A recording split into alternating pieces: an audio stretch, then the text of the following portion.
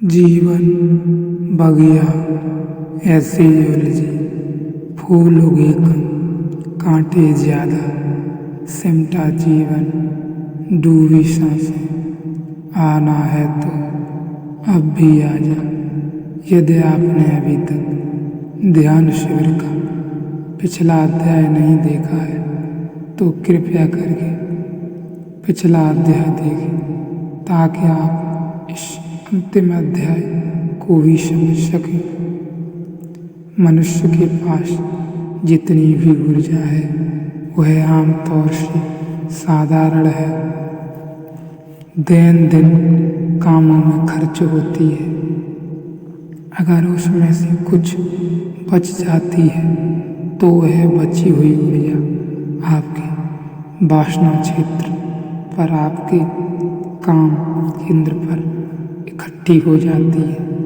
वही बची हुई ऊर्जा आपको काम वासना में जगाती है, उत्प्रेरित करती है। इसलिए बहुत से लोग कम भोजन करें तो ब्रह्मचर्य को साधना आसान हो जाता है, क्योंकि ऊर्जा ज़्यादा पैदा नहीं होती। इसलिए काम केंद्र को अतिरिक्त सात ऊर्जा पैदा न होने के कारण गति नहीं मिलती, लेकिन वह ब्रह्मचर्य का धोखा है।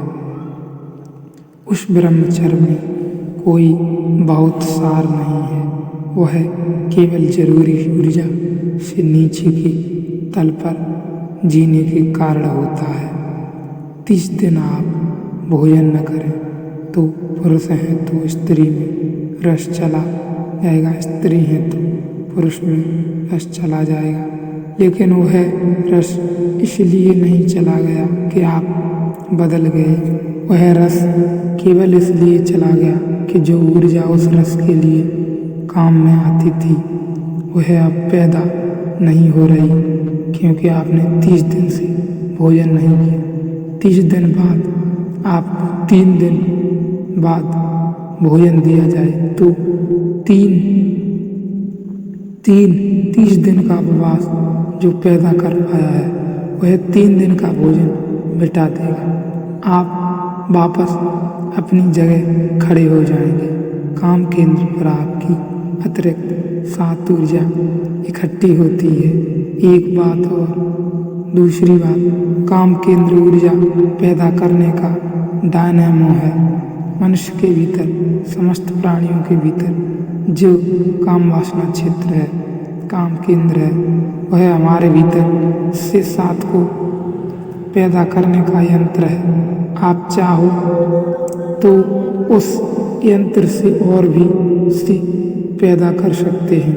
हम तो केवल उस यंत्र का उपयोग से 7 को व्यर्थ उलीचने में करते हैं, पैदा करने में नहीं करते। इस काम केंद्र से जो ऊर्जा पैदा हो सके और ऊपर की तरफ प्रवाहित हो सके तो वही कुंडलिनी बन जाती है।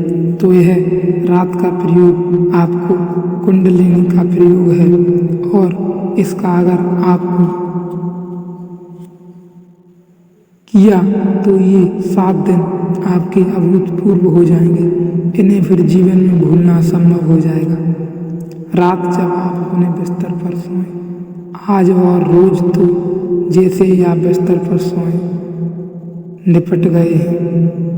अब आप नींद में जाने को हैं। संभव है तो सारे वस्त्र अलग करें, चादर रखें, ओढ़कर अंदर लेट जाएं। पीठ पर लेटना आसान हो तो पीठ पर, पेट पर लेटना आसान हो तो पीठ पर, वह आप तय कर लेंगे। 1-2 दिन का प्रयोग करके सारे शरीर को ढीला छोड़ दें, आंख बंद कर लें और अपने ध्यान को काम वासना क्षेत्र पर ले जाएं और काम केंद्र पर ले जाएं और अनुभव करें कि काम केंद्र आपका भीतर सक्रिय हो रहा है और उसमें से 7 परिभ्रमण कर रही है। जैसे कि पानी में कभी आपने भंवर देखे हों, जोर से पानी की लहर घूम रही है, भंवर बन गई है।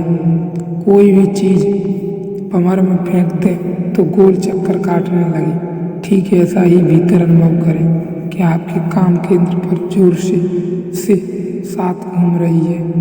अगर उसमें एक फूल फेंक दें तो वह गोल चक्कर खाकर बीच में ही डूब जाएगा। ऐसा ख्याल करें। एक 30 मिनट के ऐसे ख्याल में आपके अंदर कंपन शुरू हो जाएगा। वे कंपन प्राथमिक रूप से ठीक वैसे ही होंगे जैसे कि संभव में होते हैं। शरीर कांपने लगेगा। जब शरीर कांपने लगे तो शरीर को आप पूरा कंपन दें, सहयोग करें। आप बिल्कुल ऐसा ख्याल करें कि जैसे कि आप संभव में ही उतर रहे हैं और पूरा शरीर कंपित हो रहा है। पूरे शरीर को कंपन दें, पूरा शरीर गर्म हो जाएगा।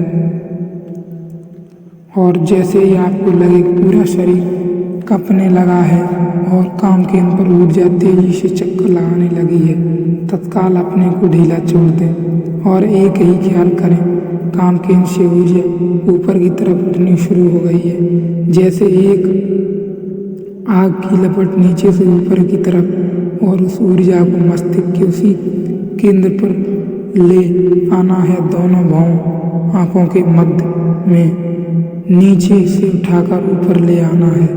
वह ऊर्जा ऊपर बहने लगेगी। आप इतना ही ख्याल करें कि दोनों आंखों के बीच में आपका इकट्ठी हो गई और अब यहाँ उसने घूमना शुरू कर दिया।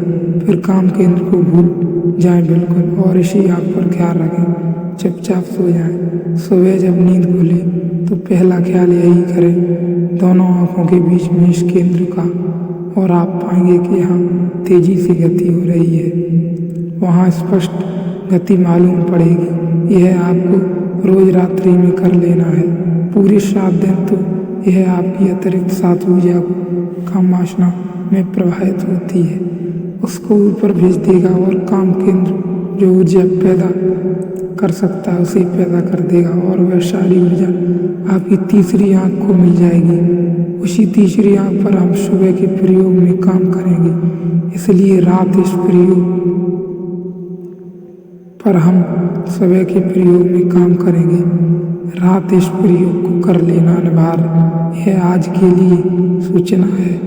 अभी हम एक 5-7 मिनट का कीर्तन करेंगे। सब लोग उसमें खड़े होकर नाचेंगे, कीर्तन में आनंदित हो जाएंगे, कीर्तन में आनंद हो जाएंगे एवं उसमें लीन हो जाएंगे। कीर्तन कर लेंगे और फिर हम विदा होंगे एवं अपने अपने यथास्थान पर, अपने कमरे में, अपने स्थान पर, अपने आश्रम में, अपने कैंपस में चले जाएंगे।